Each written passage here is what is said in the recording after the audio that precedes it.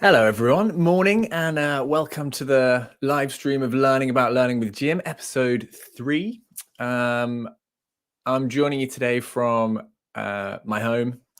This is the kind of creative room, kids' room, music room. Obviously, super messy because that's what it is. So we're here. We're going to talk about audio for learning. I love radio, love podcasts. I have like fond memories of jumping into my parents' bed as a kid and Radio 4's on in the background in the morning. Podcasts was like listening to them pretty early on. I think it was 2006. Ricky Gervais had his big podcast on Apple Podcasts, and then of course it all kicked off with Serial a bit later after that from the This American Life team. And podcasts are now absolutely huge, of course. Everyone seems to have a podcast. I think there's a bunch of reasons for that. Firstly, like Bluetooth technology is much better, and things like AirPods exist that makes it really easy and convenient to walk around listening to stuff.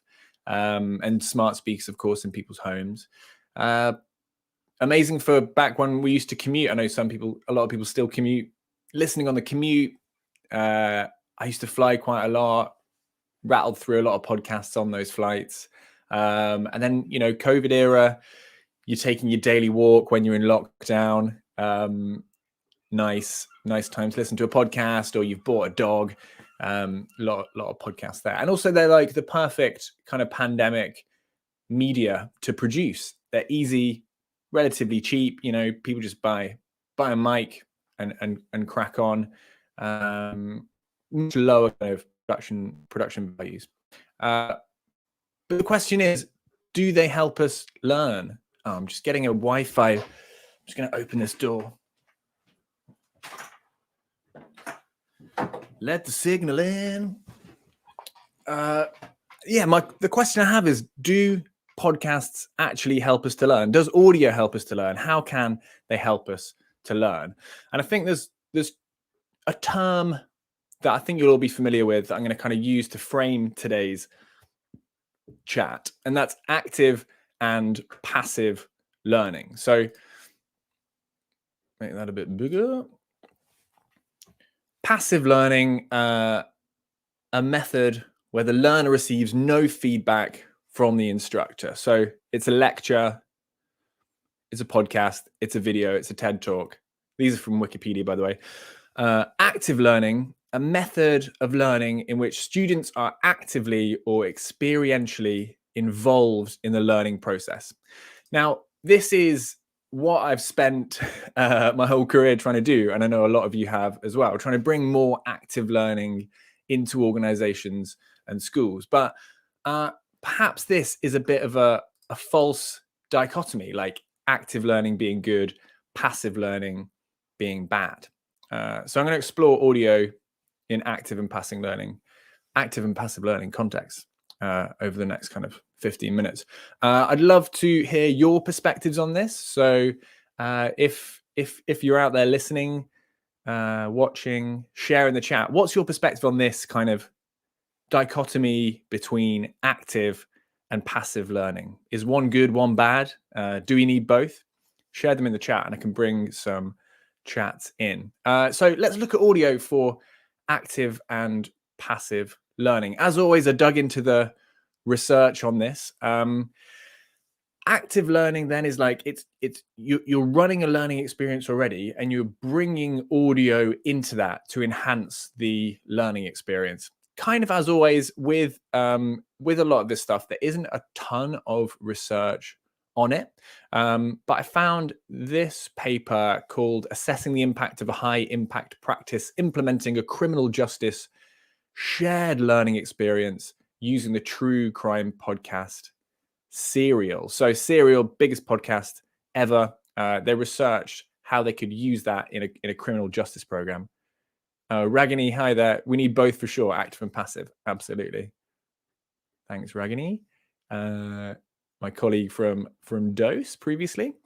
So a couple of things came out of this report. First one, which I thought was quite interesting. Contrary to how we most of us consume podcasts, they actually put a classroom for students to listen to the podcast episodes together, which is, I don't know, I find that quite curious that they really wanted it to be a shared learning experience, but ended up actually presenting podcasts in a way that they're kind of not designed to. So I thought it was an interesting way that they were kind of contorting the medium for their own ends. But they said that for them, it promotes authentic learning. Oh, actually, no, sorry, that's from another report. So they're using this podcast for shared learning. So they would listen to Serial, discuss it, think about what aspects of criminal justice were coming out of that and were most important. So I think that's kind of an easy way that we can think to use podcasts, audio in a kind of active learning experience. This second one I just brought up, there's the use of audio to teach carers who are working with young people. So what they did, they got some audio interviews with young people that kind of depicted real life and had these carers, people learning how to be carers for young people, listen to them. And it was all about developing empathy for these people. So they said it promotes authentic learning. They depict real life practice situations, help people to develop listening and reflection skills. And this is how they engage with it actively. So students engage in reflective practice to think about their current knowledge and understanding, their preparation for direct work with young people. So again, super actively engaging with that audio created a powerful emotional connection for these people, because it's it's an intense job. And Olaf on LinkedIn shared a similar example. She used a radio drama style case studies in a self-paced e-learning program. It was useful to convey a lifelike interaction with the emotions involved in it. And I think there's something powerful about audio, right? It's like inside our head, and we have to use our imagination when we're listening to audio in a way that we don't when we're talking about video or things like that. We've got a comment from Sven. We found audio to be super good for guided reflection, helps focus, hold the space, and be intimate with the participant as we guide them. Exactly. So anytime we want to create a more kind of intimate, empathic, insular experience, we want to probably remove the eyes. We're vision. Most those of us who have vision, we're a very kind of visual animal, aren't we? So if we want people to introspect, reflect, focus, audio could be a powerful tool for that. So I think, there's loads of potential for this in the work that a lot of us do. And this is about strengthening learning experiences using kind of active learning experiences with different types of media. I had a couple of points on this on LinkedIn. Jamie saying he'd love to be a participant in or design a fully audio-based learning experience with asynchronous and synchronous moments. I would also be really curious to do that. Especially over the last couple of years, there's so much video, so many video calls. I think there's lots to be explored with creating audio only courses, if I think they're active learning experiences. And Rich runs, I think, kind of a leadership program. I email a 2-minute audio summary of all the key concepts in my 8-week sprint at the end. So that kind of connects us back to the first episode of this season, where I was talking about spaced repetition and the kind of forgetting curve. So using audio to follow up on an in-person learning experience. In the chat, have you seen any active learning using audio? Of course, Svenning saying they use it at CoLearn, but have you seen any audio used for active learning in a really compelling way? Please share in the chat and I can bring in those perspectives. So then on the flip side, we've got passive learning. And let me just bring back those definitions. Passive learning, a method where the learner receives no feedback from the instructor. So passive learning it's lectures, it's videos, it's podcasts, it's the radio. I found a bit of stuff online about this, mostly kind of examples of ways this has happened rather than actually research on it. There's a little bit of research that actually was quite funny and shocking that I'll show you in a bit. But yeah, the first thing that came up was some guy on Medium selling or trying to sell audio content to people who says, it's great. It saves time. You can do it when you're doing other things, walking, driving, hitting the elliptical machine while cleaning. It's a great way for us to multitask and squeeze in a few educational minutes.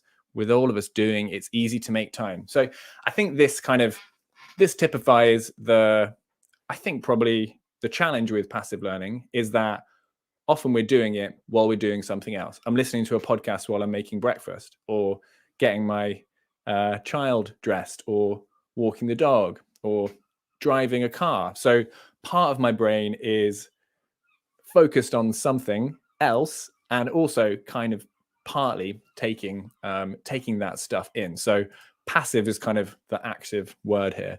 And as well as that guy on Medium flogging his audio content, there's also a bunch of other apps that try and do this specifically. So we've got things like Listenable, and they're all kind of, their pitch is like you can learn whilst you're doing something else, which I think is a really interesting proposition. And I don't think that's necessarily not possible.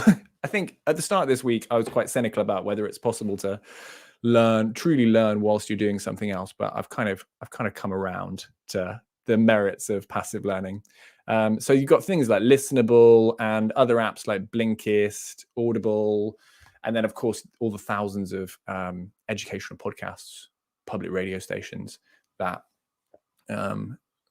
try and do this. Svenning with another comment, also done real-time audio for panel discussions and encourage listeners going for a walk at the same time. Yeah, really nice. Really nice. I think what's compelling about that for me, because whilst that is a passive experience, you're kind of asking people to be actively passive, to move away from their screen with all these tabs and distractions, and you're really asking them to focus on what you're doing. Yeah, I think that's a great point. Thanks, Svenning. So was looking for research on passive learning, which what I found was that it's quite difficult for folks to study it, because by definition, of course, it's passive. So quite hard to study something that's happening passively. I found one paper from 1968 that was looking into passive learning for TV. And one of the suggestions was, for early education, to get children who fidget in class to learn, mild drugging of these children may be dramatically helpful to their educational achievement. I think that's quite an interesting insight into what was going on in research in 1969. So I don't think we'll be drugging children. There was another paper that was looking into how much people learn about politics from listening to the radio and consuming media around it. And that kind of focused on the idea that whilst passive learning, of course, often you're coming to it not motivated to come and learn. It's just kind of, you've turned the TV on, or you've turned the radio on, or it's the next episode of the podcast that's dropped into your feed.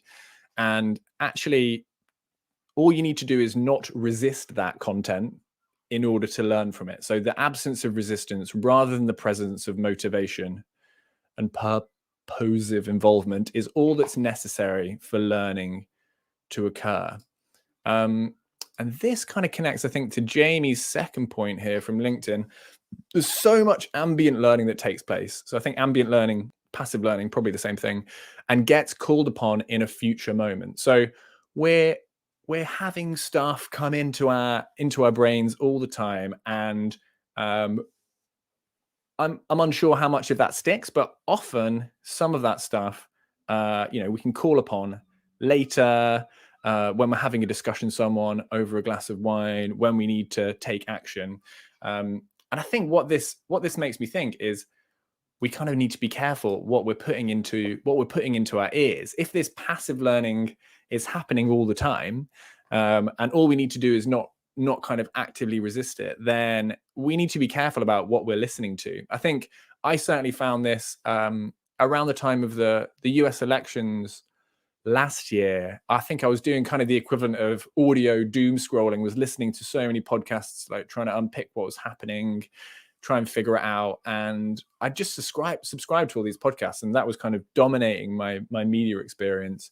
And it was absolutely exhausting. So I think intentionality about what we're listening to is super important. So passive learning, essential in some forms, but also kind of vague and unspecified, and we're unsure about how much we're going to learn from these things, because I can't predict what I'll learn in a passive learning environment. You know, it depends on the relevance of that information to me and my life, the recency, like how recently I listened to that information.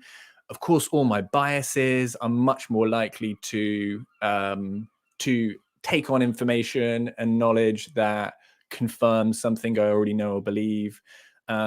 Reinforcement factors. So if I follow up that learning, that podcast, with a discussion with someone, if I try and explain what I heard to someone else, reinforcing that thing that I've heard. And then of course there's a bunch of other random factors, like maybe like the kid's sick at a crucial point in the podcast and you miss that bit. So there's all sorts of factors. Passive learning, viewers would love to hear your experiences of passive learning. How much do you think you learn from this kind of passive learning? Yeah, all the podcasts you listen to on a weekly basis, how much do you feel like you actually learn from these things? Let us know. Let me know in the chat. Us, there is no us. So I think we've got active learning, passive learning. I think there's probably a middle way, some kind of semi-active learning where we're maybe not getting direct, constant feedback from an instructor, from a teacher, from a facilitator. Maybe it's not embedded into a really super active learning process, but there is some form of active learning. So I found actually back in 1922, the University of Nebraska hosted what is maybe the world's first MOOC, massively, well, I guess it would be MROC, massive radio open course. It was a set hour every week. You listened to the lectures, and then if you paid, you could actually write an essay, submit it to the university. Someone would mark that, and you'd get college credit. So, you know, really very similar to what a lot of kind of universities are doing now. And of course, like looking back into the past, language learning tapes, a form of semi-active learning. You listen to the tape, practice it. It's kind of like old school Duolingo. And there's an amazing approach called interactive audio instruction, which is used a lot in various countries in Africa and Central America to bring learning to children in very remote places. So what happens is, see, impoverished and remote communities around the world, there's a classroom, and these kids interact with this audio teacher during a broadcast, and there's pauses so they can answer questions, perform tasks. So it doesn't require a trained teacher to go into this setting, into this community. Parents or grandparents can kind of be there to support the kids, but it's all delivered through like over the airwaves on the audio, which is those folks who create that, the Education Development Center, been going for a long time and seems to be very very effective. I think what's interesting about this is like I find it's rarely about the tech. It's about how you use the tech within your pedagogy. I actually wrote my master's thesis on this, on the use of technology in primary education. And so often there's an emphasis on getting funding to get interactive whiteboards or iPads into schools. But once they're there, sometimes, often, almost always, it's not been thought through well enough how that's actually going to integrate into like an effective pedagogical approach. So, you could use radio, over 100 years old, as a technology to deliver effective learning, just as much as you can use like Zoom, Mural, Miro, whatever, all these tools we have now. Semi-active learning, there's things like the Long Time Project podcast that's quite good, that kind of includes moments for reflection and action within the actual podcast. So they're pushing you towards action. And in kind of listening to that example, I was thinking about how could we engage with podcasts in this semi-active way? I mean, we can, whilst you're listening, listen for things that you can take action on. You can take notes on it. You could write up a summary or process your thoughts, share them as a LinkedIn post, write a little blog on them. Or the thing I find most useful is to talk to someone about the thing I heard, because I often find if I try and explain something I've heard on a podcast to someone, I realize I didn't really take in what I heard. So I need to go back and listen to that podcast. It's kind of what I shared in the first episode of this from our old mate, Cecil May from the Psychology of Study, who kind of first came up with the idea of spaced repetition.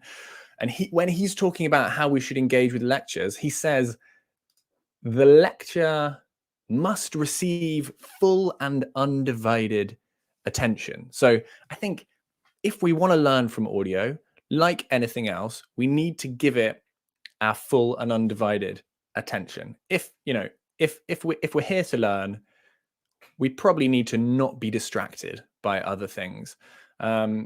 Because I think it can help with this forgetting curve that I had in episode 1 as well, where you once you first hear something, you very quickly forget it. So if I can give my full attention to something, I can reinforce that learning. And actually, I think kind of coming back to Rich's point, where Rich, who shared, where's Rich's point? Who emailed this 2-minute audio summary at the end of his 8-week leadership sprint. I think passive learning could be really interesting to reinforce active learning. I think this is why I'm getting back into nonfiction books through audiobooks at the moment, because they're so repetitive. It was a thing I found frustrating about reading nonfiction books, that they just they often repeat the same point over and over again. But because they're so repetitive, 8 hours to listen to an audiobook, something ends up sticking because it's creating that kind of reinforcement learning naturally, and you'll get something from it just because you've been immersed in it passively for so long, for 8 hours. Share your thoughts on this semi-active learning concept. I quite like the idea of this this radio thing. Could be an interesting approach, interesting thing to explore. So I think generally, in summary, coming to the end of the session today, it's quite hard to find good research on this. I did find it tricky to find good research on learning with audio this week. There's a lot of research published by companies with specific incentives for audio and learning to appear effective. So someone on LinkedIn shared a study on the power of podcast advertising, and the quote from that. Firstly, I couldn't find the actual original research, which was done by Neurolab in collaboration with Wondery, which is a podcast company, and Mindshare, which is like a kind of marketing company. The power of podcast ads to shape minds, grab attention, grow trust, and create big feels. So this research, they were really bigging up the power of podcast ads, because like audio is so powerful. It's in your head. We trust the hosts. It's amazing. They put people in the brain scanner to show how they reacted when they were showing podcast ads, and lo and behold, this research showed that podcast ads are really effective. Of course they did. It was funded by a podcast company, and they have an incentive to sell ads. So if they can produce a report that shows that ads are really effective, then why would they not? I think, I don't tend to hear ads on podcasts. The app's got that kind of plus 10-second button, so I can just really easily skip through it. Where possible, who listens to ads on podcasts? So I think it's a good general principle for me when I'm doing this, and for all of us when we're looking into research for stuff. Like, what are the incentives behind the person who produced that report? Why are they saying podcasts are so powerful? Because they run podcasts, of course. Okay. Yeah, we're at 27, slightly longer ep this week, but thanks for joining me on LinkedIn and YouTube Live. Haven't got a topic for next week yet, so if you can think of something you'd love me to study next week, let me know in the comments here or on YouTube or on LinkedIn. I'm kind of curious to dig into metaverse stuff, VR, although I'm not sure how much interesting stuff that will yield, but it's a big topic at the moment, so maybe I should tackle that. Thank you so much, everyone, for joining me, and I'll see you next week. Have a lovely weekend.